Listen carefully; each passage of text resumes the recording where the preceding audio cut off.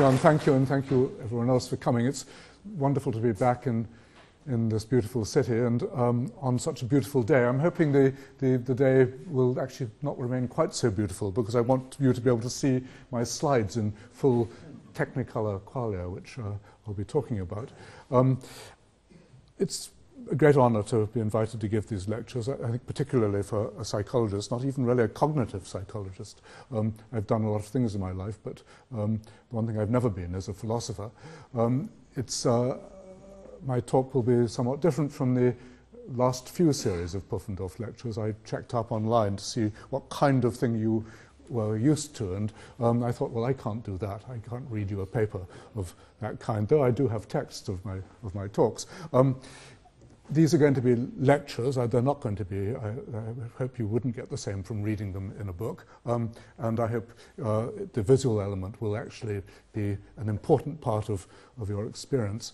I think that's the point of giving live lectures, that you don't just get the words. It's an interesting experience to be in this room, which is clearly divided into two hemispheres. I'll be talking, of course, to the left hemisphere, but I hope the right hemisphere will be appreciating the emotional content of what I say, and that perhaps the corpus callosum somewhere in there will link these two phenomena. Just to introduce what I'm going to do, I consulted Peter Johansson, my good friend, about what he thought I should present here. He said, well, you know, you've been invited because you've done a lot of different things, so I thought I'd talk about a lot of different things. And my 4 lectures are going to be on separate subjects. The first one, as Bjorn said, it will be about consciousness, which has been really the love of my life the last 50 years. I'm also going to talk, tomorrow I'm going to talk about evolutionary medicine. On Wednesday, no, that's Tuesday, Thursday, isn't it? I'll talk about aesthetics. And on Friday, some more political ideas, because I thought I ought to at least go into some of the other of my philosophical interests, I should say, in the nature of human rights and so on. So, but let me get to work on this first lecture, Soul Dust, as it is the title of my new book. What I'm going to be talking to you about is about the magical qualities of consciousness, about how consciousness lights up the world for us and makes us feel special and transcendent, how indeed it creates the idea of the human soul, and even if we get to it, of the immortal human soul. But I'm not going to go straight there. I want to start out with some rather more elementary remarks about the nature of conscious sensation, because if we don't know where we're beginning on this, we can't get to the more elevated areas I want to talk about. I want to talk about what it feels like to be a conscious creature living in the present, to what it feels like to have your hair pulled, or to roast your nose in front of the fire, or to run through the wet salt waves. And in fact, I want to start by telling you about a quite new theory of what sensation amounts to. I should be clear about the words here. Sensation is the way we represent our interaction with the stimuli at the surface of our bodies, the touch on our skin, or the light at our eyes, or the pressure at our ears. Sensation is not the same thing as perception. Perception is the way we represent the world out there, the waves as such, or the fire as such. But sensation is something much more personal. It's the way we represent what's happening to me and how I, as a subject, evaluate it. The pain is in my toe, and it's horrible. The sweet taste is in my tongue, and it's sickly. The red light is in front of my eyes, and it's stirring me up. It's as if, in having sensations, we're both registering the objective fact of stimulation and expressing our personal bodily opinion about it. And indeed, as we'll see shortly, I think we are doing something just like that, expressing our personal bodily opinion. But it's the way we do it which is so surprising. What we represent this bodily opinion as. Where do those extra dimensions, those qualitative dimensions, come from? What can make the subjective present seem so rich and deep, as if we're living in what I've called thick time, in the thick moment of consciousness? What can Kandinsky mean when he writes, "Colour is a power which directly influences the soul. Colour is the keyboard, the eyes are the hammers, the soul is the piano with many strings." Why indeed do we say, at least in English, it's like something to be conscious? Why don't we say it is something to be conscious? Is it because what it's like is actually something, it's like something which it actually really couldn't be? Well, I'll come to that. And in asking these questions, we're up against what I'm sure you all know as the hard problem of consciousness. And I don't need to tell you that it's a problem that some of our best philosophers and scientists too, they've said that we're never going to be able to solve it. The philosopher Jerry Fodor tells us so almost every week. Here's a typical remark. We can't, as things stand now, so much as imagine the solution of the hard problem. The revisions of our concepts and theories that imagining a solution will eventually require are likely to be very deep and very unsettling. There's hardly anything that we may not have to cut loose from before the hard problem is through with us. Well, Fodor's right, of course, that we haven't been doing too well in imagining a solution. And he's right that the problem can indeed sometimes seem impossibly hard. But I think we should put the emphasis on that word seem, because for something to seem to have mysterious, inexplicable qualities, that doesn't mean it really has them. And I'll explain what I mean by a well-known example. Suppose we were to come across an object, a real physical object made of wood, let's say, lying on a bench that looks just like this, like the impossible triangle, so-called. Well, it would seem for sure to be a physical impossibility. But that doesn't mean we should throw away our physics books and cut loose from everything we know. We'd soon realize, of course, that it must be some kind of illusion. And sure enough, if we could only change our viewpoint, we'd discover that what we're actually looking at is the strange object shown here, an object carefully constructed to deceive us when we see it from one particular fixed position. As Sherlock Holmes said, once you've eliminated the impossible, whatever remains, however improbable, and that's certainly a pretty improbable object, that must be the truth.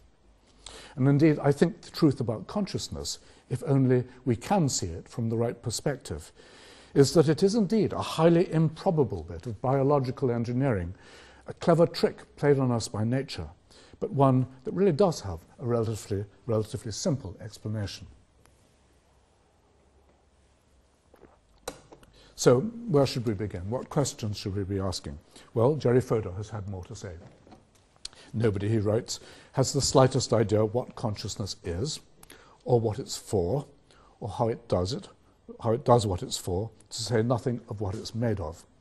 Well, whatever we may think about the nobody here, I think we can agree that those do look like rather good questions. What phenomenal consciousness is, what it's for, how it does what it's for, and what it's made of. And they're, in fact, the questions I'm going to use to structure my talk today, at least the first half. But I'm not going to give them equal weight, because what really excites me are some new ideas about the third of these, about what consciousness is for, its evolutionary function. And that's going to be most of the second half of my talk. So, to start off with, what is consciousness? Phenomenal consciousness. What kind of thing is the sensation of red, or the salt taste of an anchovy, or the searing pain of a burn? Well, my answer is that it's a kind of magical recreation, a show that we lay on for ourselves inside our own heads. In response to stimulation of our sense organs, we create something, an extraordinary artwork. I don't use that word advisedly, an artwork for our minds to look at. It's a simulacrum of sorts, which does track the interaction of our body with the outside world, the sights and sounds and smells. And this means that in forming a mental representation of this object, we can indeed get a picture of what's happening to us.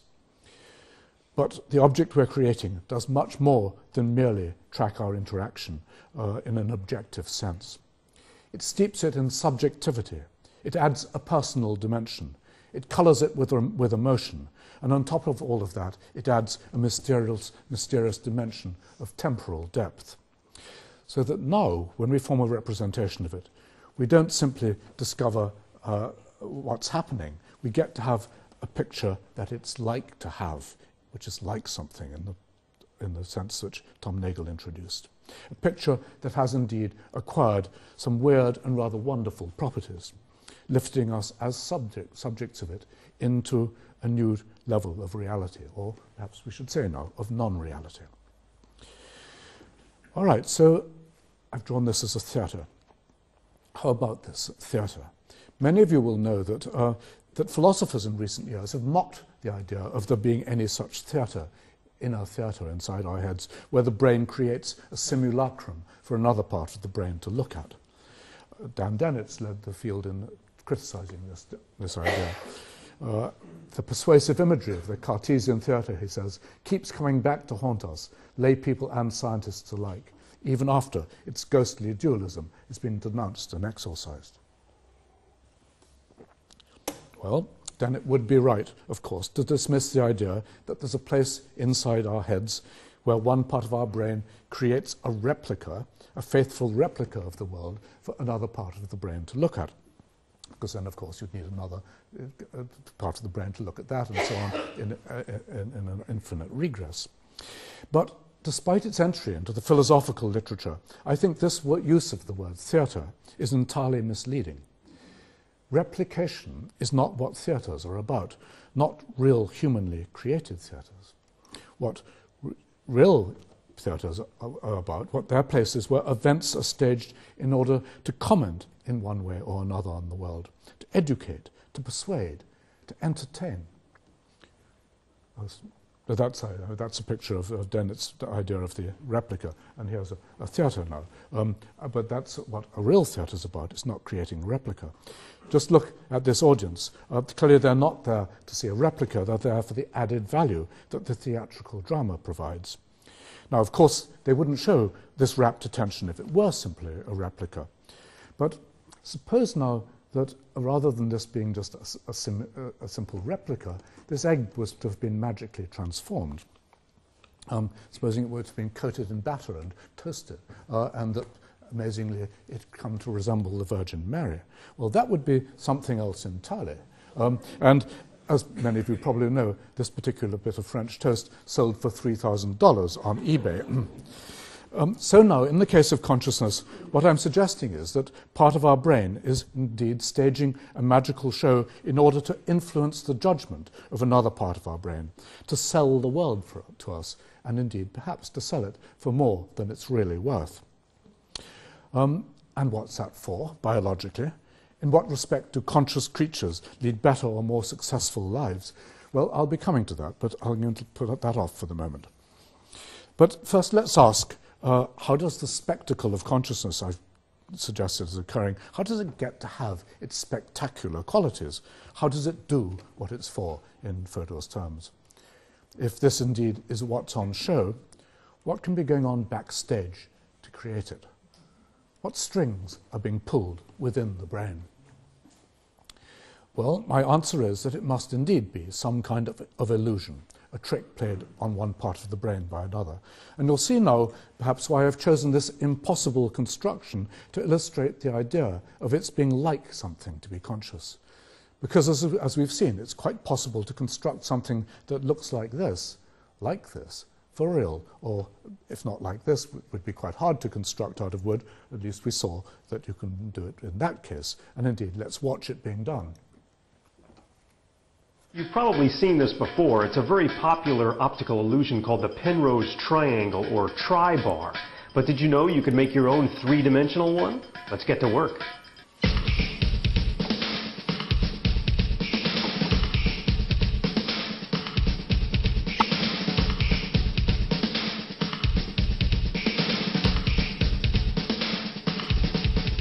Now, by placing the cut and folded paper on the floor and placing your camera or your eye at just the right angle, you've made a Penrose triangle.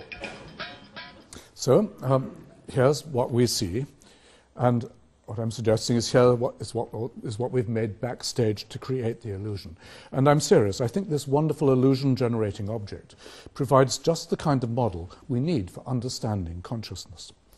Here is something, a real physical object, that when seen from a special position is, in the most literal sense, like something it actually can't be, like this. magic, it seems. But still, as we've just seen, it's something that can be constructed by entirely mundane means. And if you can do that with paper and scissors, imagine what natural selection could have done with all the resources of the brain. But let's note, it's very important that the crucial thing will be that we, as subjects of this experience, are seeing the thing we're creating from just that one very special point of view. That's how it's going to look to us. But that's objectively how it might seem from a third-person point of view. And that means, by the way, I'm not going to talk much about neuroscience here, but I will point out that any scientist who goes looking in the brain for the neural correlate of consciousness, the NCC as it's come to be called, that scientist is going to have his work cut out, because the problem will be that the scientist, coming from the outside, simply isn't going to recognize the neural correlate of consciousness for what it is, even if it's right in front of him. Observing this strange process in the brain, or the equivalent, from the outside, but not knowing how to look at it, he's never going to guess that he's cracked the hard problem, and indeed that he probably ought to be getting the Nobel Prize. But I'm not going to say more about the neuroscience. I'll leave it for any neuroscience and scientists in this audience to question me about that. I'm going to say something more though, about what it might be more formally as a process in the brain, what it's actually made of, at least mathematically. I suggest we should be starting, though, about what it's by asking what it's made from historically.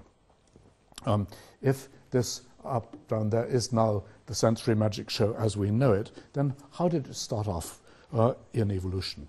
And I think the answer is that, in fact, sensations as we know them today have always been, throughout a very long history, a kind of performance, something we're laying on for ourselves in order for us to represent as something to ourselves. And I'm going to outline very briefly the evolutionary story as I see it, because I think it's important to have this background idea in evolution. So let's imagine a primitive animal. It's an animal, I imagine, floating around in the primeval ocean. And things are going to happen to it. It's not much of an animal, it's really just a bag of jelly, but it's got a membrane, it's got a skin. And things are happening to its skin. Light's arriving at it, pressure waves are pushing up against it, chemicals are sticking to it, for example. And some of those things are going to be good for the animal, and some of them are going to be bad or indifferent for the animal. And so it's going to need to react to them differently, to that one with a whoopee, and to this one with an ouch, and to another one, let's say, with a don't care. Now, these responses are going to be simple reflex behaviors. I've called them wriggles of rejection or acceptance. The animal's reacting unconsciously to one stimulus with the equivalent of a scowl, to another one with the equivalent of a welcoming smile. Now, in the beginning, these responses are, of course, mere responses. The animal is in no way mentally aware of the stimulus. However, suppose the animal were actually to want to know what's happening to it, to form a mental representation of what's happening at the body surface. Well, a neat solution would be for it to monitor its own response, since its own behavior, its reflex behavior, potentially carries loads of information about the nature of the stimulus, what it is, where it is, when it's happening, and what's more, what import it has for the animal's well-being. It just needs to see what it's doing in order to find out something about what the stimulus means to it. And so indeed I think it happened that these primitive animals, our ancestors, in the course of evolution, discovered that they could indeed represent what's happening to them by monitoring what they themselves were doing about it. But things were never going to stay like that. The time was bound to come in evolution when the original bodily responses were no longer appropriate. You don't want to go on reacting with exactly the same kind of emotional response for the rest of your evolutionary life. The animal no longer wanted to engage in these particular forms of bodily expression. But it still did want to track the stimulation. It still wanted to know what was happening to it. So what to do? Well, my answer, I think, and the answer I think evolution found, was that these responses should become internalized. But where they could still be monitored. So the animal could still could represent what the stimulus was at its body surface. The responses became, as I say, privatized. And to cut this story short, the upshot is that when today we, modern human beings, experience sensory stimulation, we're still responding with something like the ancient action patterns handed down from our ancestors. But now, these action patterns, this expression has become a virtual expression occurring at the level of a virtual body inside our heads. Now, indeed, it is a kind of pantomime, something whose purpose is no longer to do anything about the stimulus, but only to tell us something about the stimulus. Let's take the case of red, for example, which is nothing like the red I hope you might have seen if the sun had gone down. Red light arrives at our eyes, let's say. And the next thing, behind the scenes, I've shown it on the surface there, but this is behind the scenes, we make an affective response to it of some kind. Now, this is an ongoing response. I've shown it moving there, and I've given it an active name. I'm going to call this response redding. This is an active response to the stimulus. But where's the sensation in all of this? Well, the sensation is the way we monitor this active response at the level of introspection. To have the sensation is to find ourselves, feel ourselves doing this redding. And so you'll see sensation has always been theatre of a sort. Yet at the start, it won't, of course, have been magical theatre. There's no reason to think that the show in the original days was going to have any special phenomenal illusion-generating qualities. So then, what happened next? How did this become this? So that the sensation did indeed become phenomenal, conscious sensation. Well, having seen what the show evolved from, can we guess what it's made of? And I think, yes, we can. It is a guess, but I think the answer lies in the process of privatization I've just been describing. I've shown it here in a different form. Here was the original form. The response was being made actually at the body surface. Much later in evolution, it's simply become internalized. And what that has done is to create the potential for feedback loops, reentrant feedback loops. And the thing about feedback loops is that when conditions are ripe, they can have extraordinarily interesting properties. In particular, to begin with, they can become self-sustaining. And this self-sustaining activity going round the loop can get to have some very remarkable properties. Suppose that each time the activity cycles around this circuit, then the transmission characteristics at this junction between input and output are modified by the activity the previous time around. Well, then the development of the activity in that cycle is going to be described by what mathematicians call a delay differential equation. And that means that typically the activity will either develop chaotically, which wouldn't be interesting, or else it will settle into a so-called attractor state, in which the same pattern repeats itself in a highly complex way, but repeats itself indefinitely. This film clip I'm just going to show you shows such a developing pattern in a feedback loop.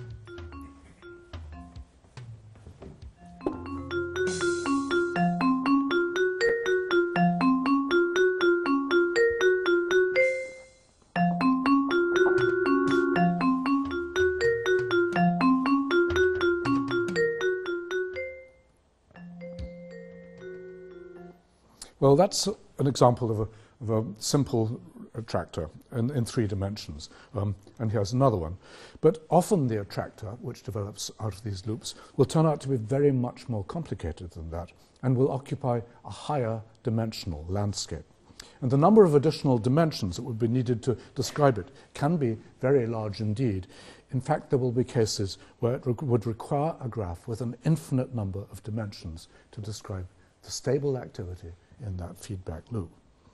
But if we want the potential for magic, well, there, surely we've got it.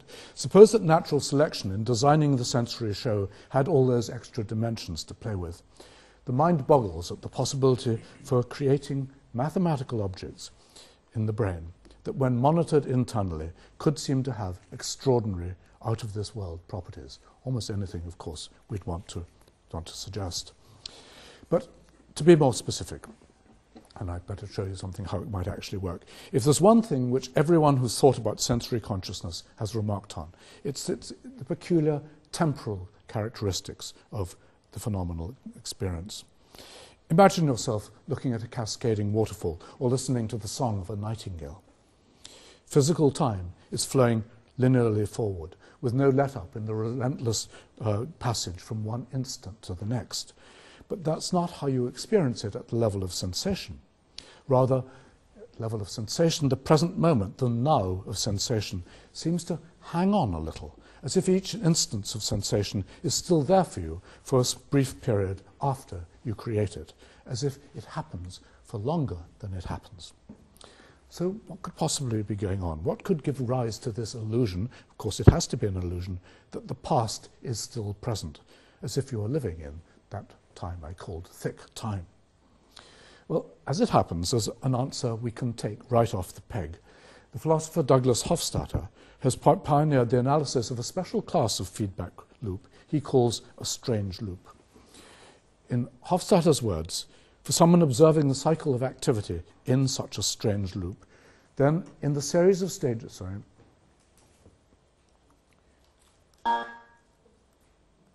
in the series of stages that constitute the cycling round, there's a shift from one level of abstraction to another, and yet somehow the successive upward shifts turn out to give rise to a closed cycle. Despite one's sense of departing ever further from one's origin, one winds up, to one's shock, exactly where one had started out. Well, what would that be like for an observer? What if you did, in fact, have something like that behind the scenes? Well, if you want a visual spatial metaphor, you've already seen it flashing up on the screen, I think what it might be like would be this. It might be like climbing an endless staircase that always takes you back to the same place that you began, that you set off from. Or if you want an auditory metaphor, it might be like listening to a glissando, where the sound always seems to be rising in pitch without actually ever getting there. Listen to this.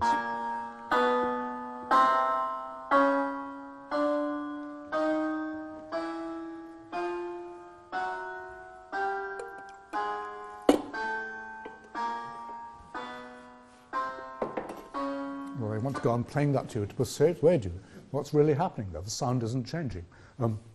That seems to be going up and up and up. So that's a metaphor, and I didn't mean that as an analogy, of course. But how might thick time arise from this? Well, let's look at it this way. If you climb that staircase and end up where you began, then we conventionally say that you've actually made no upward progress in height. You've climbed no distance. But space and time are equivalent in this rather peculiar situation. So if you climb the staircase and end up exactly where you set out from earlier, an equally good interpretation would be that you've passed no time. Indeed, imagine you measured time by counting your steps upwards. So you start there, 1 second, 2 seconds, 3 seconds, 4 seconds, so on. 12 seconds, 13 seconds, 14 seconds. No seconds. You're back where you started off earlier. You'd have spent time without actually using it. To translate that back to sensation, suppose that in responding to the sensory stimulus, you were to initiate activity in a feedback loop whose attractor turned out to be just such a strange, mathematical, strange loop. Then, when you monitored yourself doing it internally,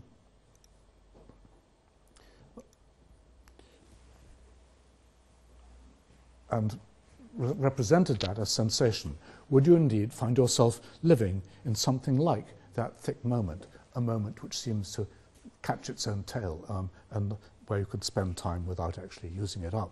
Well, of course I don't know, and it's hard to translate that directly into cognitive science at the moment, but I dare say that you might. I think you would have come into a state where you were the subject is representing sensation as if it lasts in its own virtual time.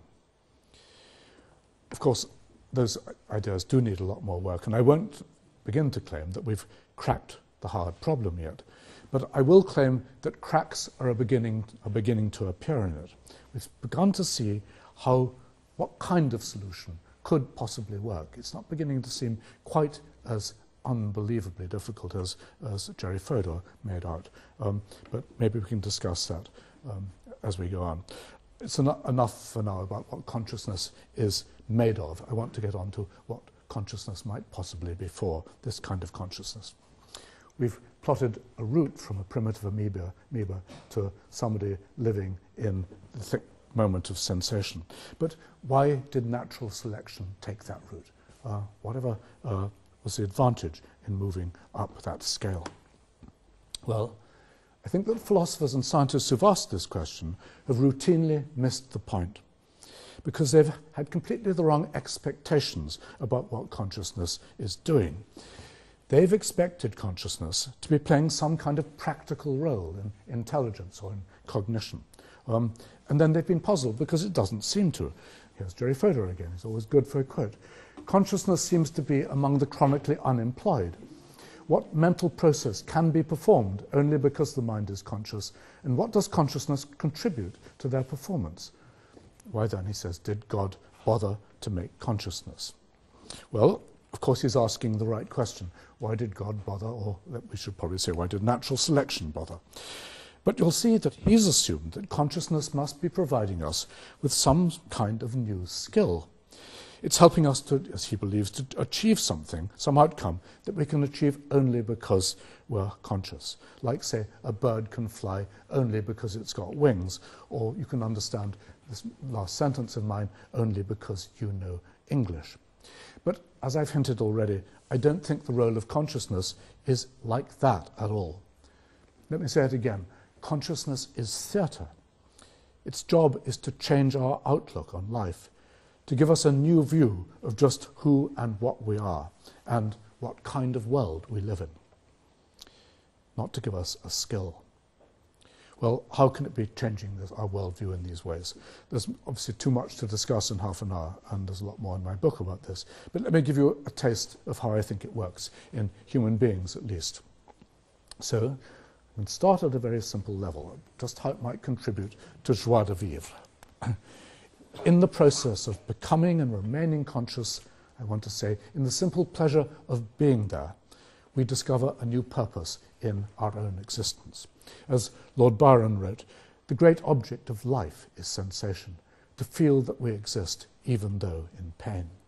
Or as the philosopher Tom Nagel has put it more soberly, there are elements which, if added to one's experience, make life better. There are other elements which, if added to one's experience, make life worse. But what remains when these are set aside is not merely neutral, it's emphatically positive. The additional positive weight is supplied by experience itself rather than by any of its contents. Well, I think the word sensualism approaches but hardly does justice to this emotion. Maybe we need the word presentism. At any rate, the emotion is a basic and familiar one. The yen to confirm and extend and renew in small ways or large our occupancy of the subjective moment. I could find many examples here. Here's John Keats in a letter to a friend sharing his mouth with us and what he was experiencing. Talking of pleasure, this moment I'm writing with one hand and with the other holding to my mouth a nectarine. Good God, how fine. It went down soft, pulpy, slushy, oozy, all its delicious plumpness melted down my throat like a large, beatified strawberry. Or here on a more heroic scale is Albert Camus, glorying and luxuriating on the Mediterranean coast to Passa. How many hours, he writes, have I spent crushing absinthe leaves, caressing ruins, trying to match my breathing with the world's tumultuous sighs. Deep among wild scents and concerts of somnolent insects, I open my eyes and heart to the unbearable grandeur of this heat-soaked sky. Well, we see this kind of delight simply in being there, in animals as well, of course. And again, I could give you many examples, but here's one. From Mark Beckhoff. I once saw a young elk run across a snowfield, jump in the air and twist his body while in flight, stop, catch his breath, and do it again and again. Buffalo have been seen playfully running onto and sliding across the ice, excitedly bellowing as they do so. Now, if it were us, it would certainly be the sense of its being like something, consciously like something, to slide across the ice that would be providing the incentive for human beings. And who can doubt that it's actually the same for at least some other animals? These bonobos are surely enjoying simply being themselves. But then, here's the question. Why should feeling we exist and valuing that feeling be biologically adaptive, so that the underlying brain circuits would have been selected in the course of evolution? I think the answer, at least the beginning of an answer, is right there in front of us. It is that any creature that takes pleasure in the feeling of existence will develop a will to exist, and, at least in humans, a will to live. Now, admittedly, you might think this has to be some kind of bootstrap operation, rather like liking the sound of one's own voice. But why not, if it works? We accept that nature made sex pleasurable in order to encourage us to have more sex. Then why not make living magically delightful in order to encourage us to engage in life?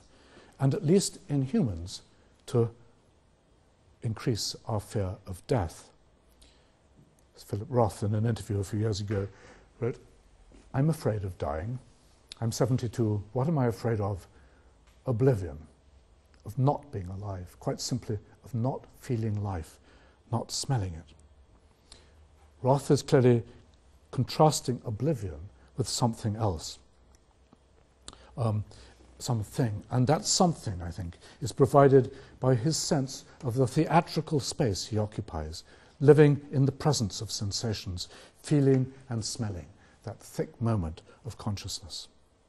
For of course consciousness does more than simply bring delight. It gives us something substantive to hold on to, something to aim for, a ball to hold in the air. But that's only the start of it. And let me move to the next level, at which I think being conscious dramatically changes people's outlook. And I'll call that enchanting the world. Now let's note that simple joie de vivre, the joy in feeling life or smelling it, can often be thoroughly introverted and self-centered, self-body-centered. It's the sensations in themselves that matter, the feels and the smells, and not the things in the world out there that give rise to them. And in fact, when basking in the present moment, we may choose deliberately to pull away from the world outside, to enjoy sensations untroubled by reality. Matisse has taken a table laden with dessert and abstracted the pure forms. Bridget Riley, the abstract painter, has taken it still further. This is a painting from an exhibition entitled, appropriately, According to Sensation. And in an interview, she says to someone sitting at a cafe table, "No, don't think about what's out there. Just feel this moment at your eye." But, of course, at other times and in other moods, our delight in being conscious turns to being pointedly delight in living in this very particular world of things.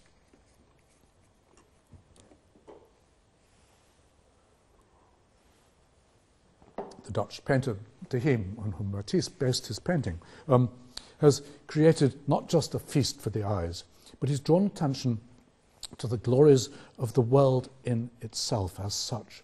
The solid existence of the glittering silver and gold goblets, the plump fruits, the smooth linen, the things as such. The English poet Rupert Brooke does it in verse in a very long poem. It runs for 150 lines, glorying in sensations. "These I have loved," he writes, "white plates and cups, clean gleaming, ringed with blue lines and feathery fairy dust, wet roofs beneath the lamplight, the strong crust of friendly bread and many tasting food, rainbows and the blue bitter smoke of wood, the benison of hot water, furs to touch, the good smell of old clothes, and others such." The list is long. The poet fondles each commonplace sensory delicacy like a bead on a rosary. Each item produces in us, I think, a thrill of recognition. But whatever's going on here, why do such ordinary things seem so precious to a human being?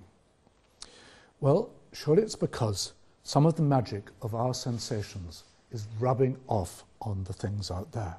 So it seems to us as if the things out there in the world possess phenomenal qualities in their own right, as if the things as such have an extra dimension of presence. Now, of course, strictly speaking, this doesn't make sense. The qualities of sensation are our creation. No way do they truly belong out there as properties of objects in the world.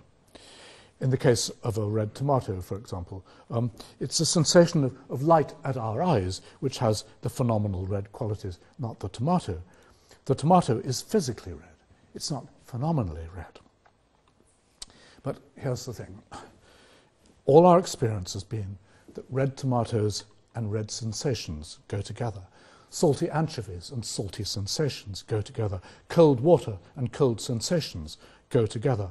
So it's hardly surprising that the repeated association of the sensation with the perceived object that provides the stimulus is enough to give rise to the illusion that the sensation is actually a property of the object out there, so that the tomato itself seems to acquire phenomenal properties. Now, there's no question that when we project phenomenal qualities onto things in the world, we're making a philosophical mistake, a category mistake. But it doesn't matter. Philosophical quibbles are not going to stop us when the result is so enchanting. Literally, things are getting enchanted, and it's happening courtesy of our sensations. The connection becomes particularly obvious when sensation is intensified, as can happen, for example, with psychotropic drugs. Here's Aldous Huxley describing his experience with mescaline. The books with which my study wall were lined glowed with brighter colours, a profounder significance. Red books like rubies, emerald books, books bound in white jade, books of agate, of aquamarine, of yellow topaz. Well, this is, of course, an exaggerated mescaline experience. But I want to say that actually it happens all the time, that dull perceptual objects become magical. For all of us, ordinary things glow with brighter colours, profounder significance, and we don't need the drugs to make that happen. Indeed, borrowed phenomenality transforms the world into an awesome place, a place all the more amazing because of the intimate connection we feel we have to it, a place where the things out there seem to be singing our song, as indeed they are. How often have you looked into a fire or stared at a swirling pool and been knocked back by the sheer impossible beauty of it and your sense of union to it? And there's every reason to think that that's something too we share with our human relatives. Here's a remarkable piece of film of a chimpanzee. I looked at the stream, completely mesmerised by the pattern of flow through his fingers. You think, what's going through his mind? What every day? What's suddenly changed about it?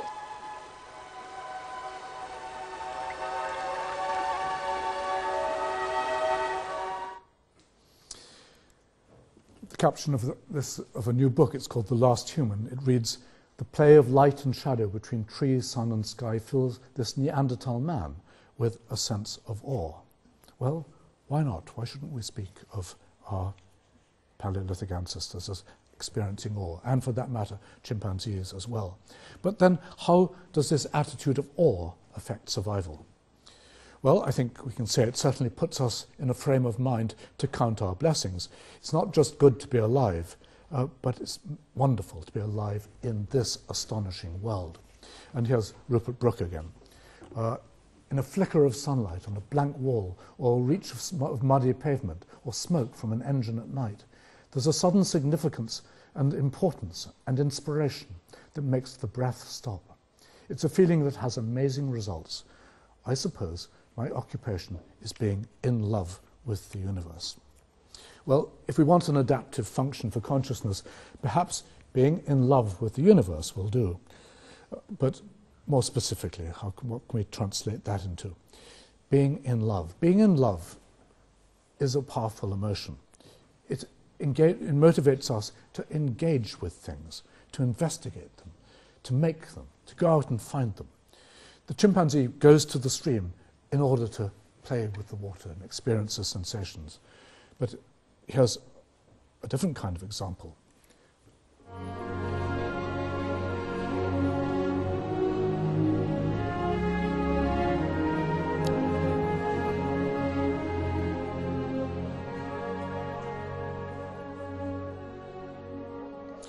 The dolphin's blowing its own bubbles so as to relish the qualities which it itself is projecting onto its own creation. And of course, humans are the same, only more so. Because we delight in the world, we ourselves have lit up with our own creativity.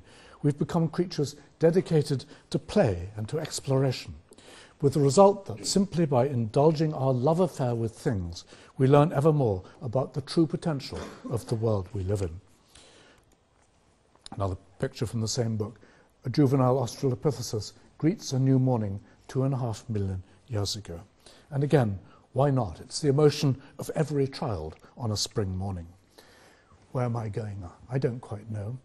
Down to the stream where the kingcups grow, up on the hill where the pine trees blow. Anywhere, anywhere, I don't know. Where am I going? The high rooks call. It's awful fun to be born at all. Well, awful fun is not the half of it. The fact is that life in this world for conscious creatures can be unspeakably beautiful and interesting. And talking of children on a spring morning, I should show you this next bit of film I was recently sent.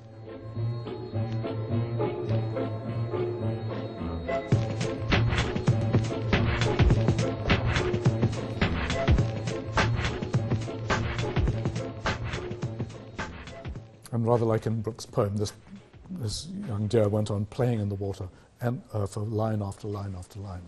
Well, all right, I'd say that this increased interest in being in the world could alone be enough to explain the adaptive advantage of redesigning sensation to give us its phenomenal properties. At least in the first stages, this certainly happened long ago, before human beings came on the scene. But for humans, there's also a payoff on a much grander level still. And I'll call that the level of the self and soul. We watch a sunrise, for example. It's so amazing that, like the poet Blake, we may want to insist on its supernatural origin. He starts off sarcastically. When the sun rises, do you not see a round disk of fire, somewhat like a penny? Oh, no, no, he says, I see an innumerable company of the heavenly host, crying, Holy, holy, holy is the Lord God Almighty.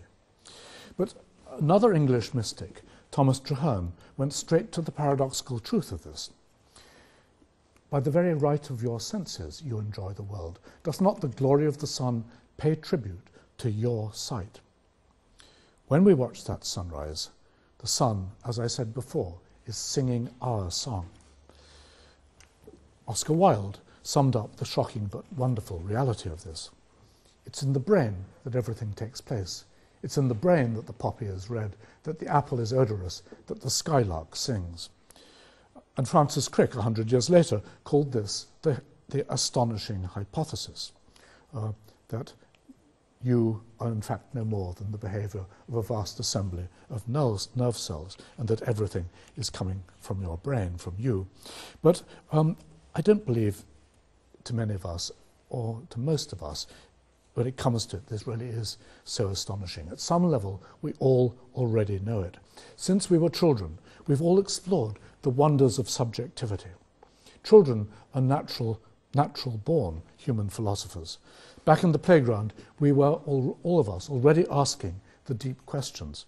For example, about our own peculiar role in generating the world of phenomenal colours.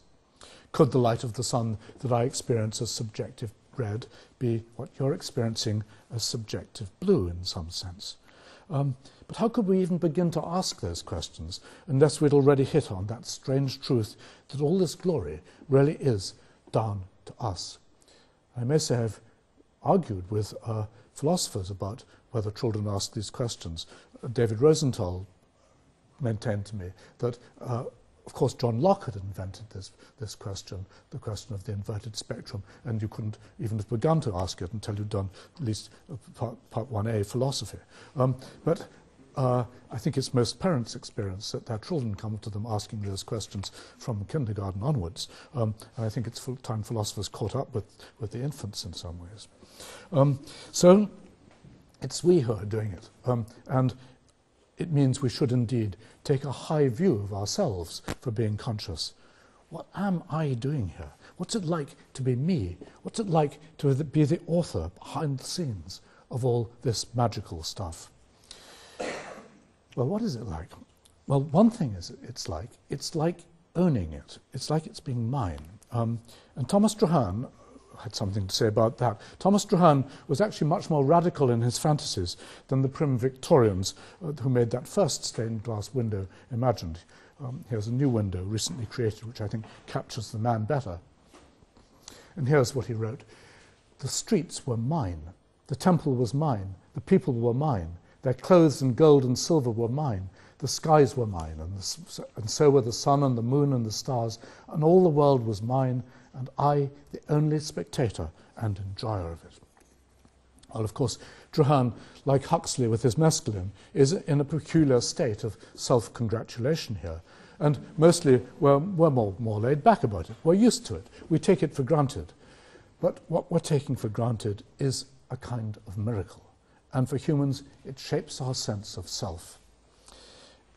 How does it do that? In many ways, I think, but I want to concentrate on one especially. What is the most psychologically salient property of conscious sensation? Well, surely it is just this, Johann's obsession, that it belongs to me alone, that I am indeed the sole spectator of it. Well, this idea that what we're doing is entirely logically private may indeed be an illusion. It's a consequence of the way it's getting set up with our having just this one privileged viewpoint on it. But psychologically, this privacy is hugely impressive, creating the irresistible idea of myself as a separate bubble of consciousness. And how does that affect people psychologically? Well, I'd say it encourages us to believe, as we never would do otherwise, in our own metaphysical importance, that each individual human being is indeed a focal singularity within the universe. Now, you'll hear it said that there's no such thing as the self, that individualism is a recent invention, that no man is an island entire of himself. Yet I think the fact is that at the deepest level of personal experience, people discover the opposite. That when it comes to consciousness, every man is an island entire of himself. Now, I said that consciousness as theatre affects our outlook on life. Well, here's a big enough effect. But could this really be one of the ways that consciousness has been favoured by natural selection? Could there really have been any biological advantage to thinking of ourselves as being quite so special? Well, mine may be an unfashionable view, but yes, I think whatever the bad press from philosophers and ethicists, I've got no hesitation in saying that I believe that individualism, selfism, represents a real step up in the life game. And here I'll quote William James, speaking long before political correctness might have stopped him saying it. The altogether unique kind of interest which each human mind feels in those parts of creation, which they can call me or mine, may be a moral riddle, but it is a fundamental psychological fact. No mind can take the same interest in his neighbour's me as in his own. And if I think that the self-interest and the self-importance that follows from this is actually immensely empowering. As conscious creatures, we human beings have become naturally the kind of beings that aspire not only to be ourselves through continually affirming our presence in the world, but to make more of ourselves through learning and creativity and symbolic expression and spiritual growth and social influence and love of others too, and so on. And you may want to pick me up on what I just said about love of others, because I've said consciousness separates and isolates us. And so indeed, I think it does, that consciousness promotes individualism, and so it does. But that's not the end of the story. And what happens next makes up for all the narcissism. Because the fact is that from soon after our first discovery as infants of the glories of being me, we humans are led to a daring speculation about the me's, about the selves of other people. If I myself have this astonishing phenomenon at the centre of my existence, then isn't it likely, in fact even certain, that the same holds for other people? So what's that say then about the kind of creatures that we human beings collectively are? It's not just me. Every one of us is a creative hub of consciousness. All men have been created, have been endowed by the Creator with an inalienable and inviolable mind space of their own, just as special, just as private, just as precious and important to them as mine is to me. Thomas Johann delightedly expressed this side of things too. You never enjoy the world aright till you perceive yourself to be the sole heir of the whole world, and more than so, because men are in it who are every one sole heirs as well as you. Now think about the paradox, but the remarkable insight of that last sentence, that everyone is a sole heir to the world as well as you. So I want to say that we are indeed a society of selves. The idea is extraordinarily potent, psychologically, ethically, and politically. And I dare say that from the moment it took off among our ancestors, it must have been highly adaptive. In fact, I'd go so far as to suggest that this change in spiritual worldview marked a watershed in the evolution of our species, the point at which humans first began to treat other human beings as persons of equal status to themselves, independent, private, respectable, responsible, free-willed, loci of phenomenal consciousness. Everyone else a soul in good standing, the equal of ourselves. Now, I've last brought in that word souls, and should I, as a scientist, be using the term soul? Doesn't the term soul carry too much baggage? Well, it does carry a lot of baggage, and I think that's precisely why I, as a scientist, should be recognizing just how important it is. Keith Ward, the theologian, wrote, "The whole point of talking of the soul is to remind ourselves constantly that we transcend all the conditions of our material existence. We transcend them precisely in being indefinable, always more than can be seen or described, subjects of experience and action, unique and irreplaceable." In other words, exactly the kind of creatures which we discover ourselves to be through the illusion of consciousness. So here's where I'm driving.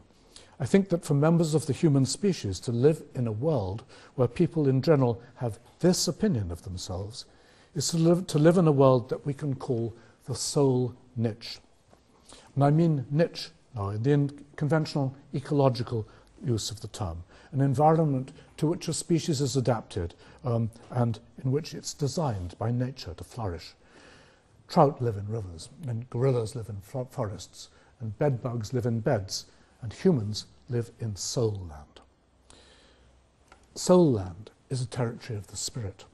It's a place where the magical interiority of human minds makes itself felt on every side. A place where we naturally assume that every other human being lives as we do in the extended present of phenomenal consciousness, where we recognize and celebrate the awesome possibilities of individual, private joy and suffering. It's a place where the fate of one's own soul and other people's souls is a constant talking point, where souls are the subject of gossip, of tender concern, of mean speculation, of manipulation by prayers and spells. It's a place where the claims of the spirit begin to rank as highly as the claims of the flesh, where we can join hands with others in sharing the beauties of the world which we ourselves have enchanted. Well, I could go on in that vein, but I'm sure I don't need to, because you live there in Soul Land, you know. And the consequence of all this was, well, the consequence is, I'd say, that human beings are set up by nature to dwell on those eternal questions. Where do we come from? What are we? Where are we going? Consciousness sets up the questions, but it also begins to answer them.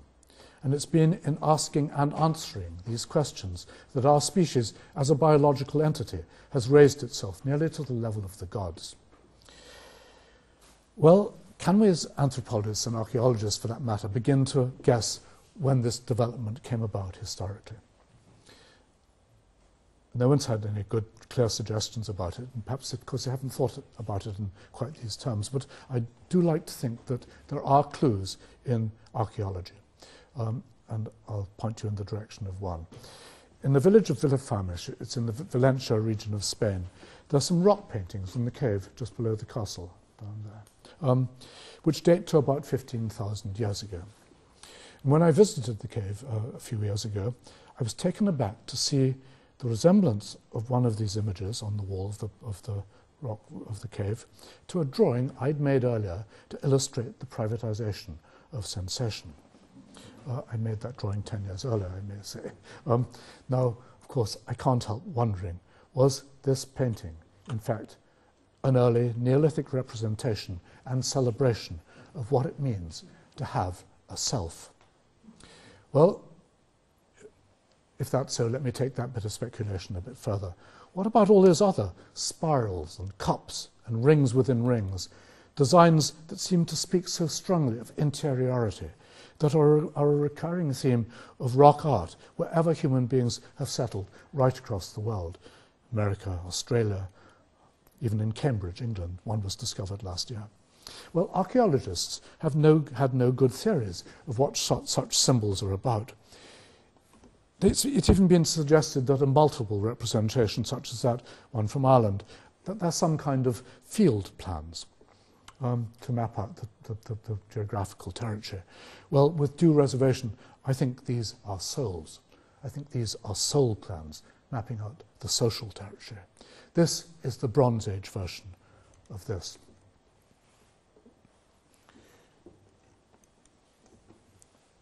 Here we might say, live souls. Well, I'm running out of time, but can I have another 5 minutes? Yeah. Because I don't think I can leave the story there.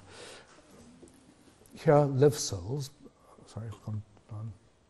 But surely we must say that in reality, here lived souls.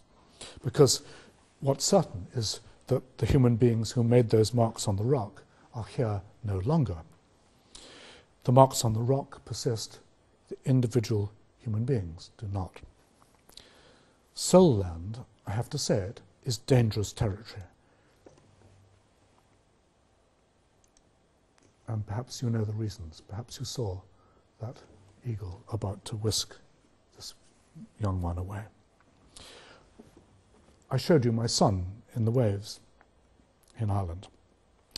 On the hillside above this beach in County Kerry are the graves of local people who must have played in those same waves a few hundred years before. See the Skellig Island in the background there. Well, one of those graves was open, and so I looked inside. The problem is that the higher you climb, the harder you fall. As the future of the individual self has acquired ever greater psychological significance in the course of human evolution, so the death of this self has surely become an ever greater tragedy. A tragedy for the one person who loved himself, and a tragedy for the others who loved him too. This particular person has gone. The very person whose consciousness and intellect were designed by nature to believe himself a being of such singular importance. We can hardly underestimate the loss involved. The Russian poet Yevtushenko said it for us. No people are uninteresting. Their fate is like the chronicle of planets. Nothing in them is not particular, and planet is dissimilar from planet. In any man who dies, there dies with him his first snow and kiss and fight. Not people die, but worlds die in them. The critic George Steiner has called death a scandal. Individual souls surely deserve better than to be snuffed out in less than 100 years after their first arrival here on Earth.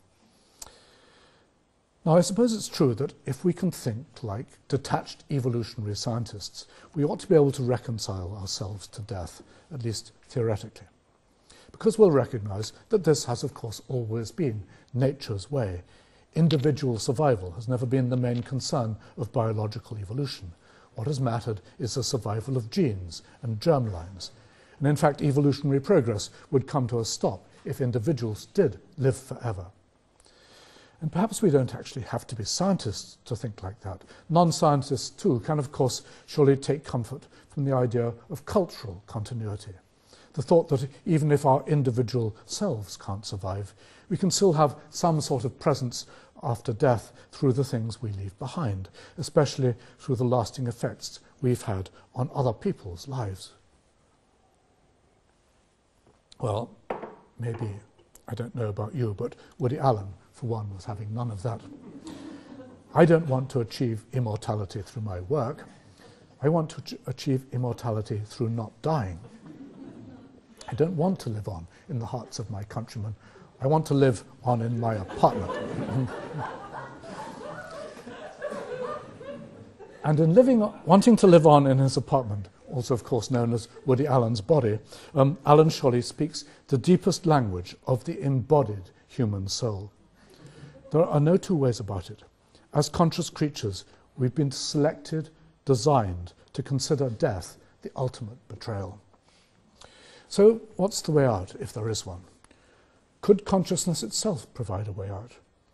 Well, perhaps the fact that the human species is still here, that our ancestors didn't find the prospect of death totally soul-destroying, if I can put it like that. Perhaps that's living proof that humans did in fact find a way out.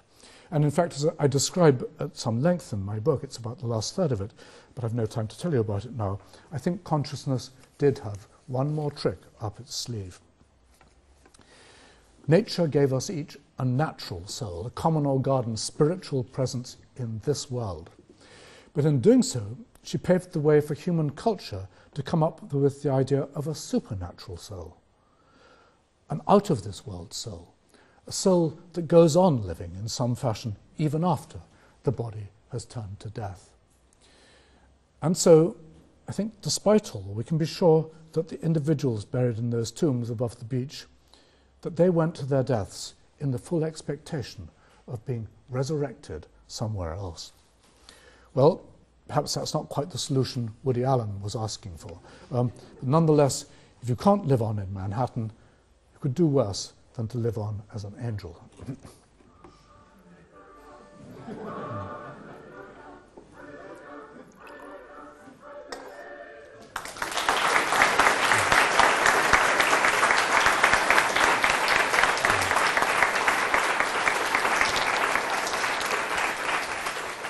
Thank you so much for a very enjoyable and beautiful presentation.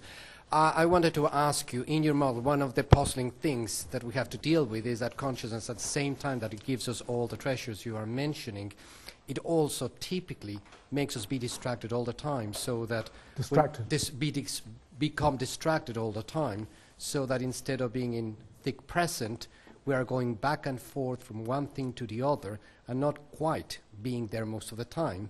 Which is why people have to go on and take workshops to become mindful, and so on and so on. So especially as we grow up, I know that one of the theories is that as we develop language and concepts, that ends up putting a barrier between us and the world of sensations. But I wonder if you have any further thoughts on that. Well, I think I dispute your characterization of what it's like to our experiences like. Of course, there are times we become distracted, but there are also times of intense concentration, and they're often the most important ones. It's a mother nursing a baby, or even preparing a meal, or walking out in the woods and looking for berries. All the things, which we actually really spend most of our life doing, are moments of engagement with the world and with a world which we find not distracting but intensely attractive to us, and want to go in deeper into it, not at the level of meditation, but to bathe ourselves in it. If I may clarify, I think there's a misunderstanding. I don't mean distractions about doing something else. I mean the distraction that you are in the forest, and then you start thinking about when is it going to be over, even though you are enjoying it very much. That's what I mean. Well, then I of course accept that those things happen, and the mind has a lot of functions to perform. It can't spend its whole time simply thinking about the delights of being alive and how to make this life last longer to avoid death. We have a whole lot of other things which we need to think about and engage with. We have indeed modular minds and competing demands on them. So you're right about that. I thought you were going to ask about something else rather than distraction, which was, so I'll ask it for anyone else in the audience who might want to bring it up, which is that, of course, while consciousness creates an extraordinary sense of wonder about being in this world, it can also be the foundation for depression and for anxiety and so on.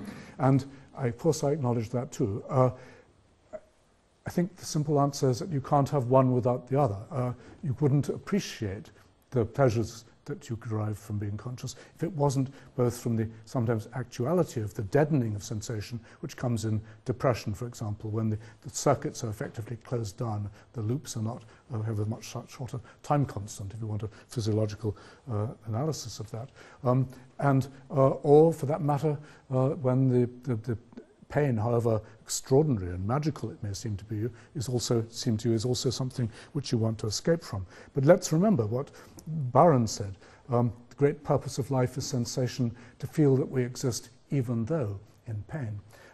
And there are interesting examples, certainly, to think about of where people have found pain a most remarkable gift in the sense that it told them, reminded them, confirmed that they were alive. There's a wonderful example given by Joe Simpson, who was the climber who was the hero of that film, Touching the Void.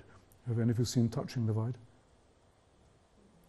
He was a climber, English climber, fell in the climb in the Andes, fell into a crevasse, and he survived, and he tells the story of it afterwards, and he broke his leg, and he was at the bottom of a 100-foot ice crevasse, and he felt this intense pain in his leg, and, well, forgive me quoting his words, he said, well, fuck me, I'm alive. And out of that, he was determined to hold on even to the pain, because it confirmed that his life, he was still in this world. And he went on to climb out of the cave and to, of course, write about that experience later. But, you know, there are many times in which I think people have found even the presence of pain life-affirming. And it's surely, even if, you know, we would rather be without it, it's, as Randy Nesse once said, the evolutionary theorist who's written a lot about medicine, he said natural selection has designed us to be safe, not happy. And of course, sometimes it's going to be that we would almost rather be without the things which actually, by holding on to them, bring us further, deeper lives.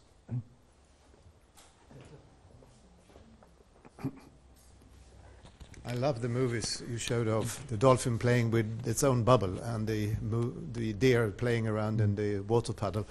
My first question is, I mean, you say that the consciousness is beneficial for animals and for us because it strengthens our will to survive. And in these movies, it was obvious that this pleasure is correlated with playing. And I mean, I would like you to comment on whether you think there is a correlation between playing and... Yeah, I think it leads animals to play in ways they wouldn't do otherwise. Yeah. Now, you know, probably in some sense all living organisms play. I don't think plants do, but, you know, but certainly insects and fish and so on play. So we could imagine that animals would be designed to go out and experiment with using their bodies and exercising and just exploring the world in ways which look quite playful. What strikes me is the total qualitative change between the play of mammals and birds, and other lower animals, if I can use that phrase, where suddenly it's this delight simply in just being there, in just making more of this for its own right. There's a wonderful description of it's a kind of parrot in Australia, which they seek out whirlwinds, and they fly deliberately into the bottom of the whirlwind and get thrown around with feathers flying in every direction, so until they get spat out of the top of the whirlwind, screaming with delight. They go down and go back in again. Now, I'm not saying that's entirely adaptive. Every now and again, the bird doesn't emerge at all, I suppose, but it does speak to a level of play and engagement with, the pleasures of being there, which I think we don't find in lower animals. But it does mean that, of course, in the end, I want to, with the help of others, to find the criteria for when for diagnosing these circuits in the brain, and I certainly have to get more specific than I've done at this point, because, as you'll all realize, it is of course much easier to justify consciousness in the terms I give at the level of human beings than it is at the level of a rabbit, let's say. But an evolutionary scientist can't start with human beings. There had to be precursors. They had to be adaptive in their own right, or else the circuits wouldn't have been preserved. So I do need a story which can tell it stage by stage. I think that when I talk about the importance and the results of projecting sensations out into the world, which I think is a natural, almost Pavlovian consequence of the fact of association, that's certainly beginning quite early on, and that's why we see animals just as much as people just almost hardly contain themselves with the delight of just playing, handling, dipping their hands into the objects which the world throws up to it. It's again, any killjoy computationalist could no doubt design an animal which would behave in all the ways I've described without having phenomenal consciousness. But okay, let them do it. I think what's remarkable, and as we know for ourselves, nature did it our way, and we're the ancestors. We're the descendants of animals which must have had precursors of that. Well, I had the reason for asking this question about correlation between playing and consciousness is that I don't agree that you would find playing in, say, ants or earthworms and so on. And if you say that consciousness is beneficial makes us want to live stronger, why don't we find it in all animals?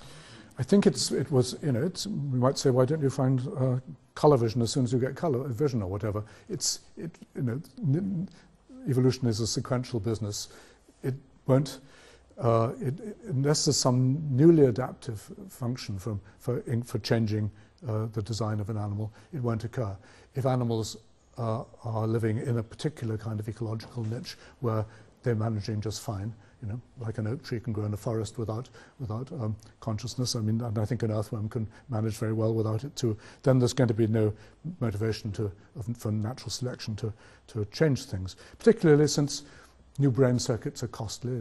They probably require using either new bits of brain or taking over from other functions. But I'd go further than that. I actually think, because of the particular hypothesis I have about feedback loops, that it probably required a certain level of brain organization when these loops began to be at least a potential asset for the brain. We're now getting more and more evidence about mammalian brains and feedback circuits.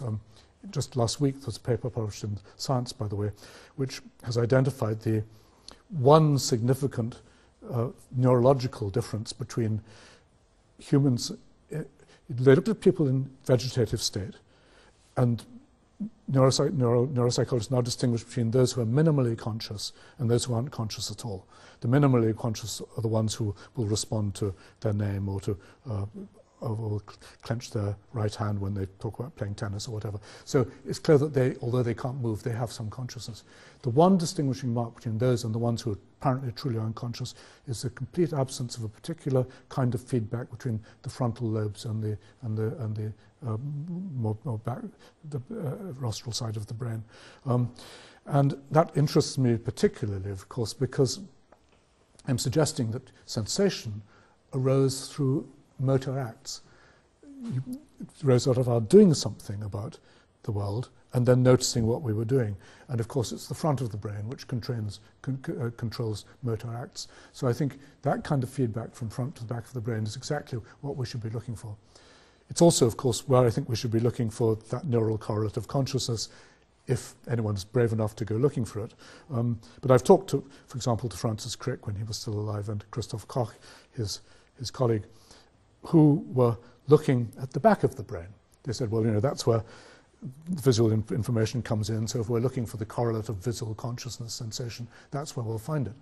And I said, no, that's absolutely not wrong. You're going to find it in the way we react to the input, and therefore you should be looking at the front of the brain.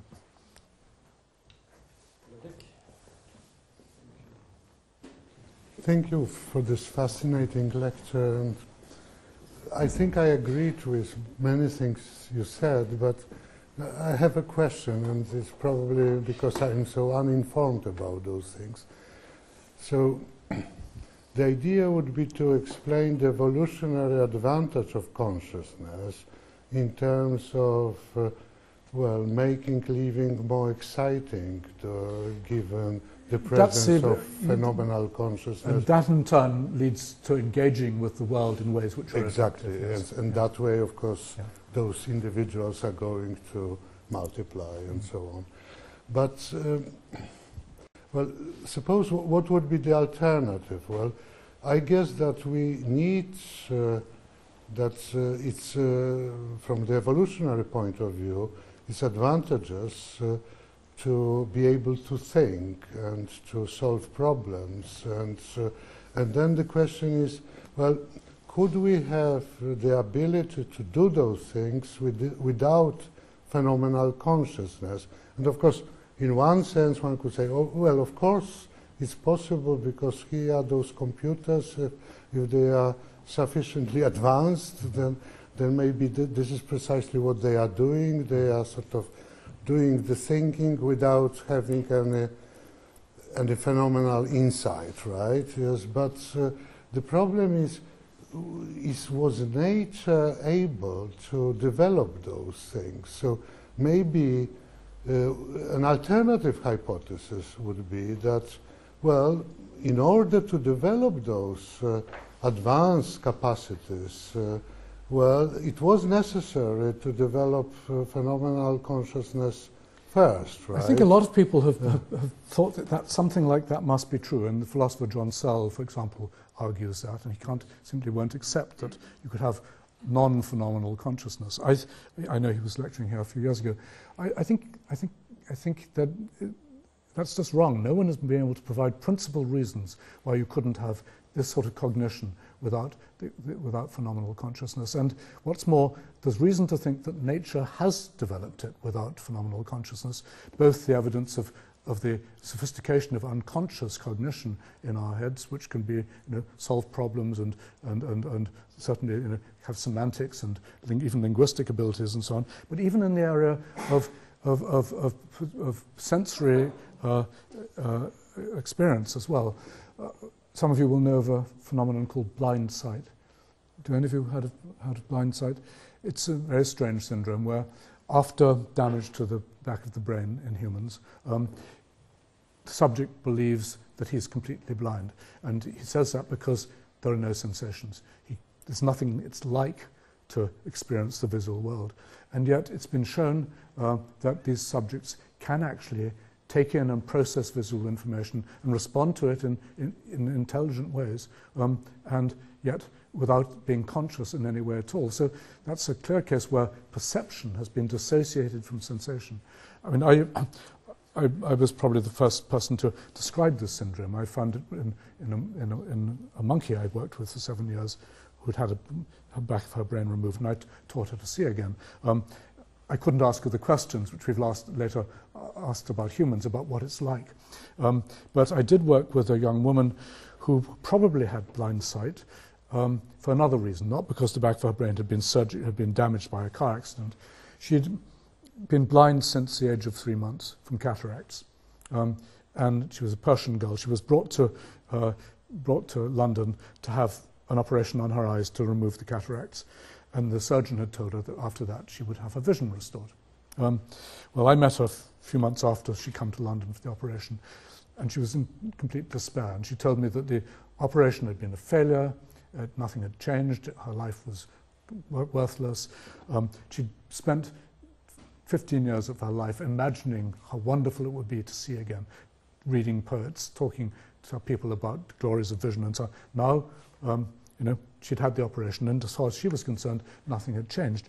Well, my hunch was that what had happened was that the back of her brain, the visual cortex, had degenerated because it had had no input from the eyes, but that she probably had the other visual system, which the one my monkey was using, which goes to the midbrain, that was intact. So what I did was to teach her in the way I'd taught the monkey. I took her for walks in the fields, and I held her hand and so on. We walked around London, and slowly I persuaded her that she wasn't blind. Yes, like a patient with blind sight, she could tell the colour of objects. She could tell the colours of the flowers in the garden. She would reach for a door handle and open it. She would step up when she came to a curb. And yet, in her case, she said, "So what?" That's not what vision's meant to be like. I didn't want it just for these trivial capacities. I could do better by echo vision with my stick. And she became terribly depressed, I have to say, because of the disappointment that there weren't any qualia there. And she tried to kill herself a couple of times. She was in a hospital and, of course, survived. But she solved her own problem very bravely in the end by putting on her dark glasses again and taking up her stick, and she went back to being blind. And she then went on to get a degree in psychology and to write her autobiography, which stops at the day she arrived in London before the operation. but could I just continue on that for a moment?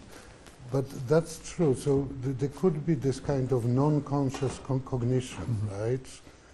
But what about the role of reflection isn't that in thinking? Well, I mean, I think you're raising an issue which obviously troubles this whole field, is what we mean by consciousness. And it's become almost accepted now to distinguish between what David Chalmers originally called the hard problem of consciousness and the easy problem. The hard problem for him, as for me and Jerry Fodor, is to explain the qualitative dimension of consciousness. The easy problem, it's not that easy, is to explain these cognitive capacities, attention, decision-making, thinking, and so on. All the things which we could, in principle, already program into artificial intelligence or a robot. We know how to do that. We can't do it at the level that we humans have done. What we haven't known, and some people say we will never know, is how to program phenomenal consciousness. And so that's what I was trying to do in the first part of the talk. So just a model for what might work.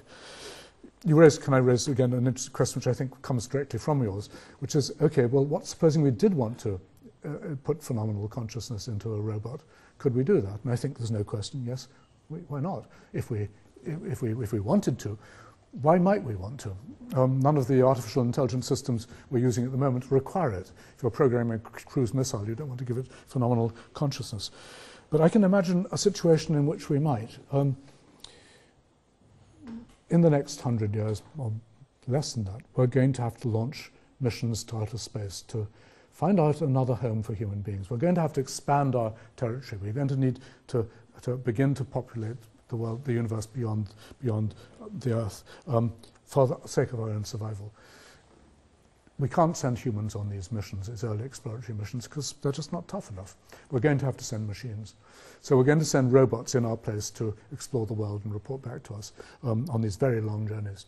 Now, these robots will have to be terribly clever, intelligent, and have all the capacities you're talking about. They may be just so clever that they begin to ask what the point of all this is. And does life have a meaning? And why, what will happen to them after they get back to Earth, if they ever do, and they're put on the scrap heap? At that point, maybe we're going to have to give meaning to these robots' lives. Maybe we should take a leaf from nature's book and give them phenomenal consciousness so they can invent their own idea of the soul and maybe even of a robot heaven, which they're going to go to. But I'm not entirely unserious about that.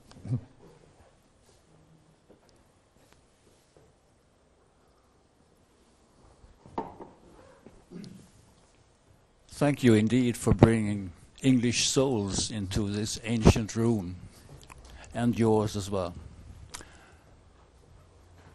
Blake, Byron, Brooks, Sorry, I didn't hear. Blake, Byron, Brooks, men of letters and of language. And you are as well. What role has language played in the evolvement of what we call consciousness? It's a hugely interesting question. It's certain that culture, has such, and through languages, the notion of the soul is not something which comes out of individual genetic endowment. It's only through interacting with other people and discussing these issues and so on, and reflecting on them, that we begin to develop the ideas, the much grander ideas I talked about at the end of the talk, about what it is to be human and our metaphysical importance and the possible future fate of the human soul. So at that level, language clearly comes in. I think you're also asking another question there about, does language actually change the nature of phenomenology? And I think the answer must surely be yes. I don't think we've even know quite how to tackle that problem or that issue at the moment. It seems plain to me that non-linguistic creatures have phenomenology of a kind we would recognize as something like our own, and of course human babies too. And so it's certainly not dependent on language completely, but I'm sure language changes it as it changes every other aspect of our mind. But other people have asked me about whether I'm not being entirely elitist in using the examples I do of writers. Though I do use examples of painters too, who aren't necessarily so good with language. But it's a very important question.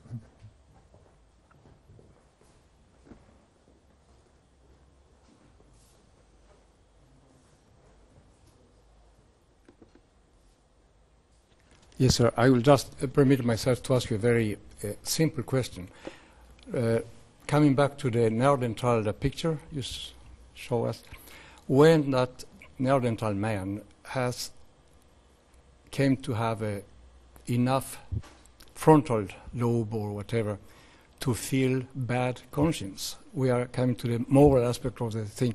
What was wrong and right? Is it necessary to be oneself completely before reaching a more, say, moral level? I think the answer is yes, in the sense you're asking the question. You have to have the sense of conscience which we have. Although there's evidence that animals can have conscience of a sort, and even to some extent, they can feel morally outraged at the behavior of another animal. There's new evidence from chimpanzees, but to come to frontal cortex, and the interesting thing is Neanderthals had more frontal cortex than we do. They had bigger brains. They had smaller cerebellum. The surprising fact has been with humans that the shift has been actually a decrease in the neocortex and an increase in cerebellum since about 200,000 years ago, or 300,000 years ago, which is it's extremely interesting about why that happened, because what's the cerebellum do? The cerebellum is responsible for motor plans and for using our bodies, even using them to improve cognition. And a lot of the people who now write about embodied cognition and how important for human beings it's become to think in motor terms about how they interact with things as a way of actually, rather than just pure thought all the time. It could have been a very important key to human cognitive development, which gave us an advantage over the Neanderthals. They may have been less embodied than we were.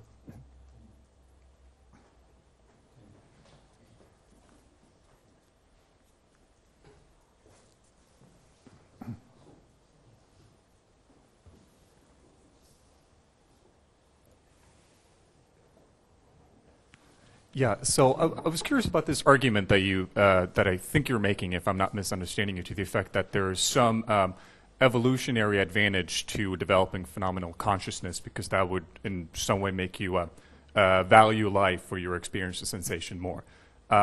So this is not a counterexample, but I'm wondering how you would want to fit the following fact into that picture. So it seems also that it's probably necessary, at least very advantageous to survival, that you're able to collaborate with other people in groups, giving rise to, so in many situations it might, in other words, be very important that you don't take your own perspective to be so awesome, and that you might even have to fit in such stuff like self-sacrifice or sacrificing certain people for the group and so on and so forth. How does that fit into this picture of taking our own perspective to consistently be so well, I think we see in child development that children move from a stage of knowing their own minds to projecting their own minds onto other human beings. Our theory of mind begins as simulation. We think, what would it be like to be someone else? So knowing oneself is actually the crucial step to knowing other people. So I would argue that, yes, individualism sets us up in order to have the tools to understand other people. Other psychologists, I should say, don't entirely agree about that, but that's certainly what I argued in, Bjorn mentioned, a film I made a very long time ago, a series called The Inner Eye, and I've written a book associated with that, which argues we use ourselves as the model for what it's like to be other people. When it comes to the second, so yes, we can think of ourselves as being hugely important, and still that can use that as the basis for understanding other people whom we see as hugely important. So we'll project ourselves into humans when we won't project ourselves into motor cars or whatever, although of course we can do that too. Now, on your question about self-sacrifice, under what conditions will we give up our own lives in order to save the lives of others, I think that has, I mean, in some sense, what the story I've told makes that, makes that paradoxical in some sense, except for the fact that when we have begun to value the lives of others almost as much as ourselves, and to think of our child, let's say, as being as precious a soul as we ourselves are, you can begin to see how that sacrifice might become possible, because at least intellectually we may realize that the child's life has a lot further potential to it than our own. It's, you know, if you want the standard evolutionary account of altruism, it is usually in terms of people making sacrifices for their own kin. Sacrifices for friends are much rarer amongst human beings, it must be said, and almost non-existent in animals. Animals will sacrifice themselves for kin, but they don't ever sacrifice themselves for friends. But let's also, I mean, I should remark that things have changed. I mean, culture took over this natural situation. Human beings evolved to be spiritual beings, living, as I put it, in the soul niche, long before they became religious beings. Religion came in on the scene, found fertile ground in the spirituality of human beings, and then began to develop all sorts of institutional and state structures based on that. I mean, I actually argue in my book that actually became a restraint on human spirituality, that actually we can be more spiritual without religion. But it's certainly true that religion has taken advantage of it and then begun to develop that in all sorts of meta ways, which can give us new sets of values and so on, which could involve, sacrifice of oneself because, let's say that actually guarantees your own individual precious soul a longer life in the next universe. That, of course, it's become a cliche that that's why suicide bombers undertake their acts, but there, of course, have been times when people die in the sure and certain knowledge of the next life. And as I pointed out, there's Catholics in the grave in Ireland with their crucifixes lying across their chest. I don't say they died happy, but they knew they were going to be all right. Well, I don't think I have any more questions on my list unless I missed someone. Okay. You didn't miss.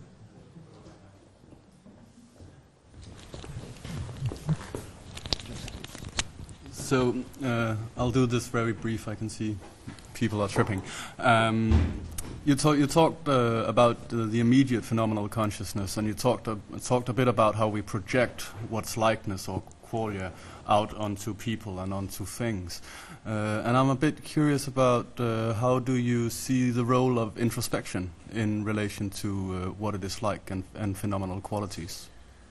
Well, it's in one sense it's the very basis for it, because I think we are representing these this activity which we generate to ourselves. We're creating this feedback loop, this attractor state, whatever it is. In the book, I actually give names to these objects. I won't bother you with. I've got some neologisms.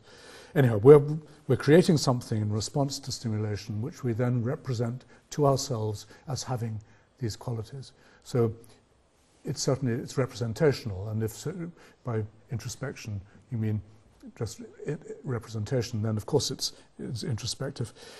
The next level of introspection you may be talking about would be self-reflection on our own states of mind, which I've argued is the very basis of theory of mind. And I don't address that in this book or in this talk for that matter, but I think when we do come to attribute states of mind to others, we do it by seeing ourselves at work in a way, by noticing that these states of mind, not only phenomenal states, but all the other ones. We know what it's like to believe and remember and to want, for that matter. None of which states have any particular phenomenology, but we know what kind of thing it is to be in a state of to have a belief or to a state of knowledge, and we can project that to others too. We can know that someone else couldn't know something. It's not a phenomenal state, but it's certainly attributing a state of cognitive state to someone else. That's crucial to a social life, yeah. And it's, as I'm sure many of you know, it's something which probably differentiates humans from all other animals. Chimpanzees are on the edge, but they can do. There's some little evidence that they can project states of mind, but very little of it. Dogs can do it a bit. Dogs sometimes better than chimps, actually. But then dogs have been selected by us to be not only readable by us, but responsive to us. So we've moved their evolution probably in the same direction that our own took. Thank you very much again.